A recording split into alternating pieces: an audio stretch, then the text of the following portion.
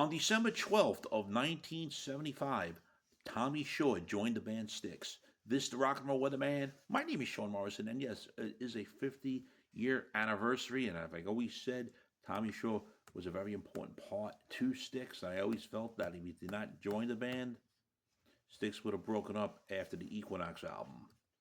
You've seen behind the music, you've read all stuff in media, etc. Definitely, you know why. Anyways, getting back to Tommy Shaw, 50 great fucking years. Joined the band, like I said, literally days after the Equinox album came out. Literally 2 weeks. The album came out on December 1st. Jeez. 2 weeks later, he joins the band. And it's been very great ever since. Except for, he wasn't in the band for the Edge of the Century album in 1991 and wasn't on the tours with Damn Yankees for that album. Then from 1995 on, he's been back with Styx. But, you know, great music he recorded when he made his recording debut on the Crystal Ball album, Crystal Ball and Shoes, and of course Grand Illusion, the ever famous Fooling Yourself. Everyone calls Pieces of Eight the Tommy Shore album because that was the one with the most hits he had that were hits, of course, Renegade and Blue Collar Man. And it's rumored that Blue Collar Man is the favorite song of Snoopy.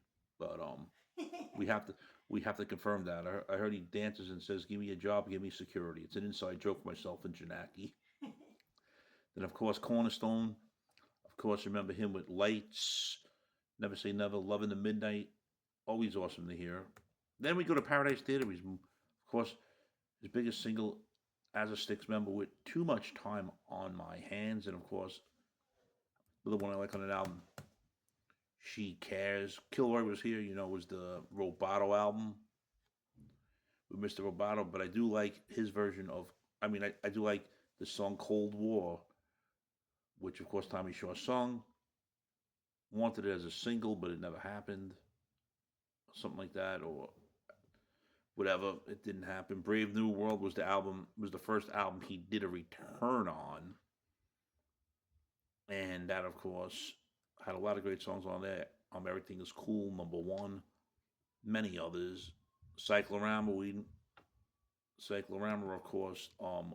Waiting for Our Time, very, very good song, and of course, the acoustic one he had with Yes I Can, and Together, The Big Bang Theory was a covers album, of course, great versions of the Who songs. I Could See for Miles, and of course, the Allman Brothers, their version of the Allman Brothers, No Way Out. The Mission, of course, a lot of great songs on there, including Radio Silence. We can't forget Crash of the Crown.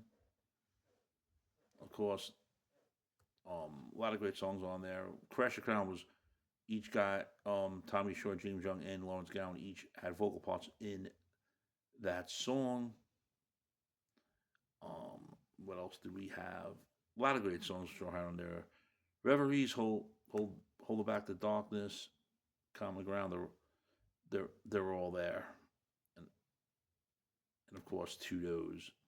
I I'm going to get into live albums in a second. And then of course Circling from Above, the brand new album that came out back in July of 2025.